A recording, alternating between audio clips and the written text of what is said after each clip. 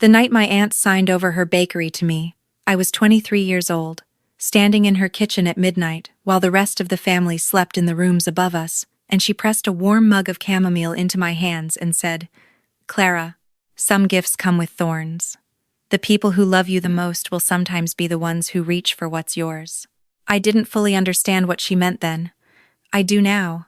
Aunt Rosie had built Maplewood Bakery from nothing. 31 years, the same corner on Elm Street in Harwick, Tennessee, the same pale yellow awning with the hand-painted roses she'd done herself the summer she opened, the same sourdough starter she'd kept alive since 1993 and named Gerald. She had never married, never had children of her own. She had me instead, and she'd claimed that was more than enough. My mother was Rosie's younger sister. They shared the same dark eyes and the same stubborn jaw, but almost nothing else. My mother had married young, moved to Nashville, built a life that looked impressive from the outside: the brick colonial, the SUV, the country club membership my father paid for but never used. Rosie had stayed in Harwick, flour on her apron at 4 a.m, humming to herself in a building that smelled like brown butter and cinnamon, and years of quiet hard work. I spent every summer of my childhood at that bakery. My parents were happy to ship me off. My mother called it giving Clara a rural experience. I called it the best months of my life. Rosie taught me how to laminate croissant dough, how to score a boule so it bloomed right, how to read a customer's face and know whether they needed a simple coffee or a longer conversation. She taught me her books too, eventually. The spreadsheets, the vendor contracts, the quarterly tax filings. She said she wanted me to understand what it actually meant to keep something alive. "You're not just learning to bake," she told me once, wiping down the marble counter at closing time. "You're learning what it means to own something you built." I was 20 when she got the diagnosis. Non-Hodgkin's lymphoma, stage 2, caught early enough that her oncologist was cautiously optimistic. She went through treatment with the same quiet efficiency she applied to everything else. She never closed the bakery for more than a long weekend. Gerald, the sourdough starter, survived the whole ordeal on the counter beside her bed, fed by her neighbor Mrs. Patterson when Rosie was too tired to stand. She went into remission the following spring. We celebrated with an embarrassing amount of lemon cake. I drove down from Nashville, where I'd been working as a paralegal for a small estate planning firm, a job I'd taken partly for practical reasons and partly, if I'm honest, because something in me had always known that Rosie's world would eventually require me to understand legal documents. What I didn't anticipate was how quickly everything would move once Rosie's health became visible family news. My mother had never shown much interest in the bakery. For years, it was a source of mild embarrassment at dinner parties. "My sister runs a little shop down in Harwick." Yes, very sweet, very small. But the moment Rosie's diagnosis made it into a family group text, my mother's relationship with Maplewood Bakery underwent a quiet but unmistakable transformation. She started mentioning the property. The location on Elm Street, she noted, was in a rapidly gentrifying corridor. The building Rosie owned outright, no mortgage, paid off in full in 2011, sat on a corner lot that a developer had apparently been eyeing for a mixed-use project. My mother knew things about that building that I hadn't told her. That fact alone told me she'd been doing her own research. I didn't say anything. I listened. I filed things away the way Rosie had taught me to file things: quietly, carefully, with the intention of acting at exactly the right moment. Rosie called me in October, 8 months after her remission. She asked me to drive down for the weekend. She had something she wanted to do, she said, and she wanted me there. Jonathan Reese met us at his office on a Saturday morning. He'd been Rosie's attorney for 15 years, and he had the unhurried manner of a man who had seen enough family situations to be unsurprised by all of them. He explained the documents clearly. Rosie was transferring Maplewood Bakery, the building, the business, the equipment, the lease agreements with 2 other tenants in the upper floors, and the small apartment Rosie herself lived in on the 2nd floor, into a living trust. I was named trustee and sole beneficiary. Rosie would retain full use and control of all assets during her lifetime. Upon her death, everything transferred to me immediately, outside of probate, with no opportunity for contest from other family members who had no legal standing. Rosie signed with the same hand she used to score bread. Steady, sure of itself.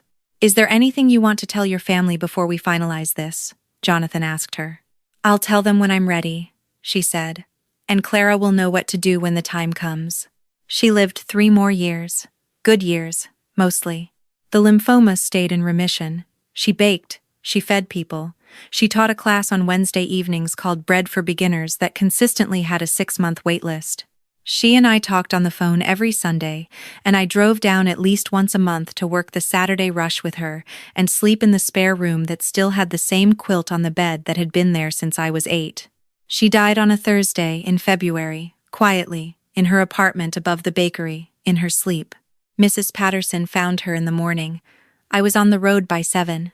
I want to be clear about what happened next, because I've spent a lot of time trying to be fair to everyone involved, and fairness requires accuracy. My mother arrived in Harwick the following evening. I had been at the bakery all day, handling the immediate practicalities, speaking with the staff, contacting vendors, notifying the 2 tenants upstairs, sitting with Mrs. Patterson in the kitchen for a long time without saying much.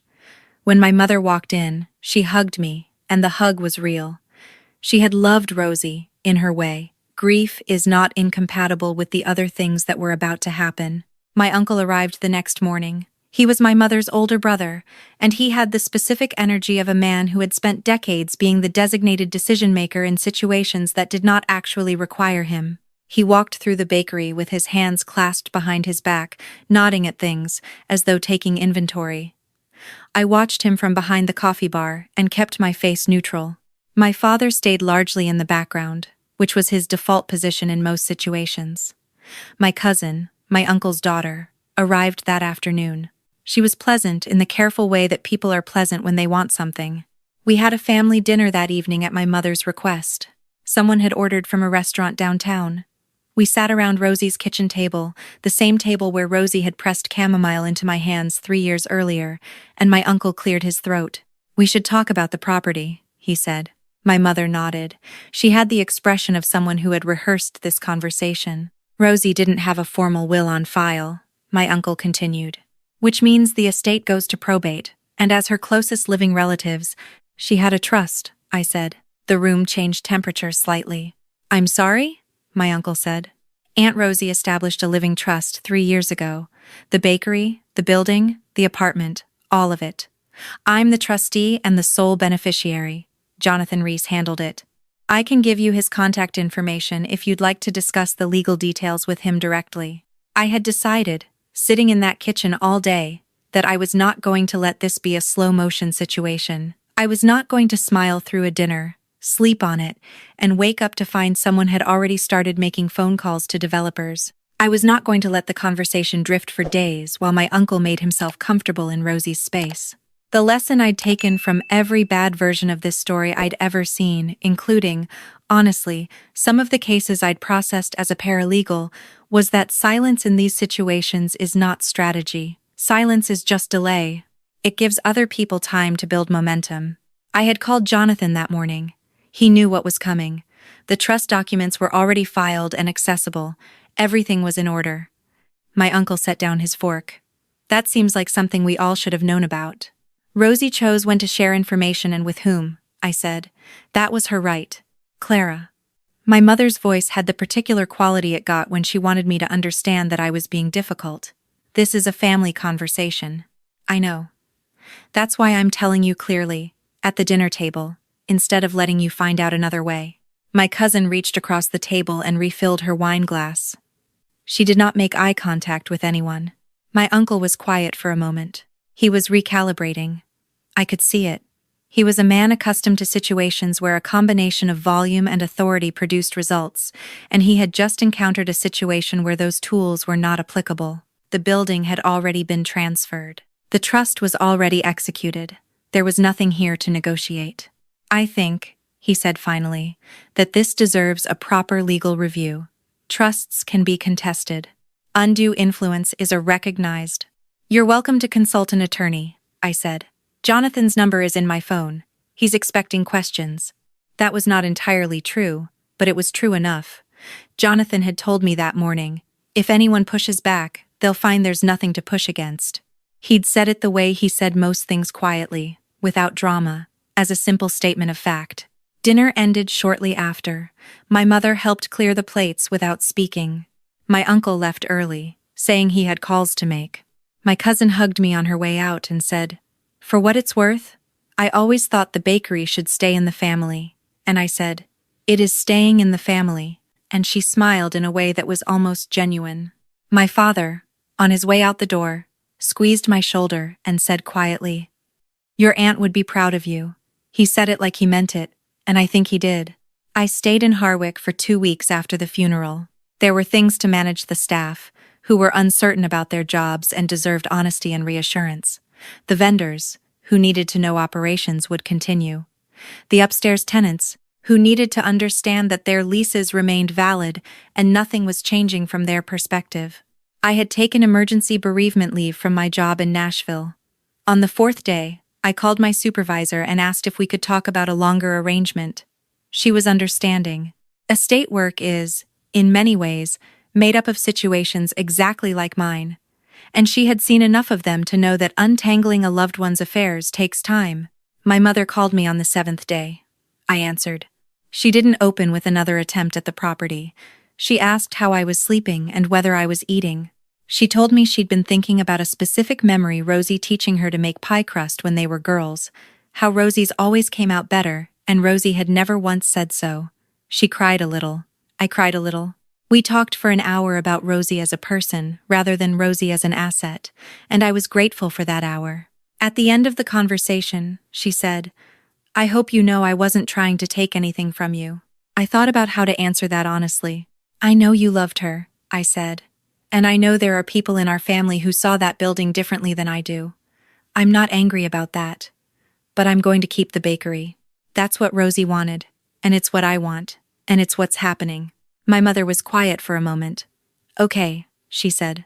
"Okay." It was not the resolution of everything. These things rarely are. My uncle retained an attorney who sent a letter to Jonathan's office 3 weeks later. Jonathan responded with the trust documentation and a brief, professional explanation of why there were no grounds for contest. The attorney did not follow up. These things have a way of ending when the math doesn't work. I quit my paralegal job in April. I moved to Harwick in May. I took the apartment above the bakery, the same apartment where Rosie had lived, where Gerald the sourdough starter had survived chemotherapy on the kitchen counter. I found Gerald still alive in the refrigerator, maintained for the 2 weeks after Rosie's death by a staff member named Desiree who had understood implicitly that the starter mattered. I fed Gerald that first evening with the particular mixture Rosie had always used, a 50-50 blend, room temperature water, weighed out on the same digital scale that had sat on the counter since before I was born. I watched the small glass jar begin its slow work, the surface eventually domed and alive, and I thought about everything Rosie had said to me over the years, about what it meant to keep something alive. The bakery opened the next morning at 5:30, the same as it always had. Desiree was already behind the counter when I came down the stairs. She handed me an apron without being asked. The pale yellow awning caught the early light the same way it always had. The first customer of the morning was Mrs. Patterson. She ordered a pain au chocolat and a large coffee, the same thing she'd ordered every weekday for 11 years. She paid, she collected her bag, and then she reached across the counter and put her hand over mine for a moment. She knew what she was doing, Mrs. Patterson said. She always did. The line had formed behind her by the time I looked up. I took the next order, and the one after that. There is something I want to say directly, because I've had this conversation enough times now with friends, with acquaintances, with people in my building who've heard some version of the story, and I want to be clear about it. I did not keep the bakery to win. I did not establish the trust as a weapon or a trap. Rosie did not leave Maplewood to me because she wanted to punish anyone. She left it to me because I was the person who had shown up, consistently, for 31 years of early mornings and closing time inventory and Sunday phone calls. She left it to me because when she was sick, I drove down. When she needed someone to understand her books, I learned them. When she needed someone to sit with her in Jonathan Reese's office on a Saturday morning, I drove from Nashville without being asked twice. Inheritance is not a reward. It is not a prize. It is a statement of continuity. This is the person I trust to carry forward what I built. Rosie made that statement clearly, legally, and in her own time. The trust was not a move against my mother or my uncle. It was a move toward me, and toward every customer who would ever stand at that counter and order a coffee and a pain au chocolat and feel, for a moment, like the world was manageable. I have been asked whether I feel guilty. I don't think guilt is the right word. I feel the weight of responsibility, which is different. Rosie spent 31 years building something that people in Harwick depended on.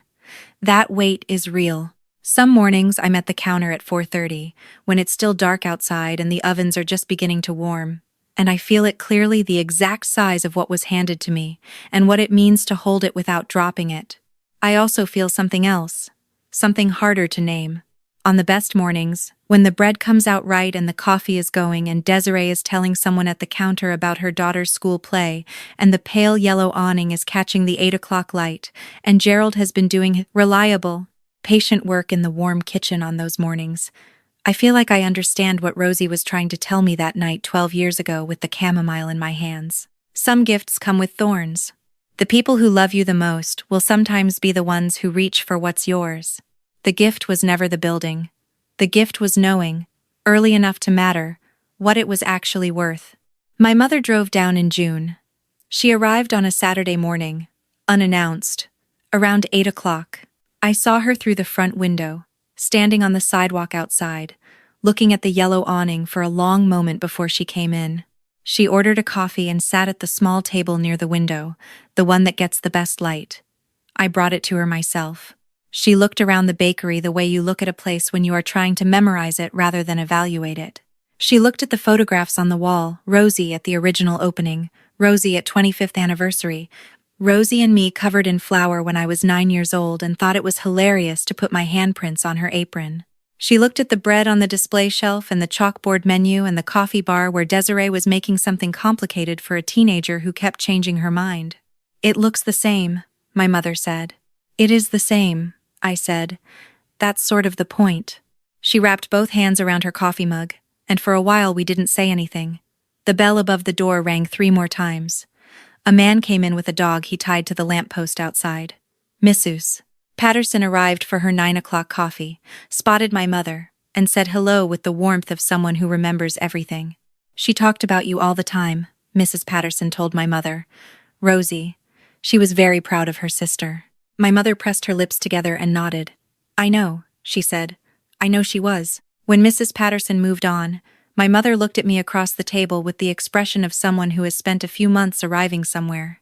"I handled it badly," she said. "I waited. I got caught up in, I don't know, the numbers, what it could be worth. I wasn't thinking about what it is." She looked at the wall of photographs again. "What it actually is." "I know," I said. "I'm not asking for anything." She was clear about that. "I just wanted to come and see it, and to tell you." We sat together for another hour. She had a second coffee and half a croissant, and I told her about the Wednesday bread class and the 6-month wait list, and she laughed and said that sounded exactly like Rosie. I showed her Gerald in the kitchen, and she put her hand over her mouth and laughed again, genuinely this time, because she had heard about Gerald for years and had never quite believed he was real. She hugged me on her way out. "Longer than usual. Come for Thanksgiving," she said. "If you want." "I'll try," I said. "The day before is our busiest day of the year." She nodded like she understood that, and she walked back to her car in the morning light, and I watched her go from the doorway. Maplewood Bakery has been open every weekday and Saturday since 1993, with the exception of 11 days for Rosie's treatment and 3 days for her funeral. It opened again the Monday after the funeral at 5:30 in the morning, because that is what it does. Gerald is still on the counter. The yellow awning is the same, though I had it repainted in the spring, the same color, the same roses, matched as closely as a paint chip and good faith effort could manage to the original. A few of the regular customers noticed and said something. Most didn't, which means I got it right. I am 27 years old. I own a bakery on Elm Street in Harwick, Tennessee. I know what I have. I know what it cost. And on the mornings when I come downstairs, before the sun is up, and the ovens are warming, and the first deliveries are clanging at the back door, and the whole building smells like brown butter and cinnamon, and 31 years of quiet, stubborn work on those mornings, I know exactly what Rosie was talking about. I'm carrying it forward. I don't intend to drop it.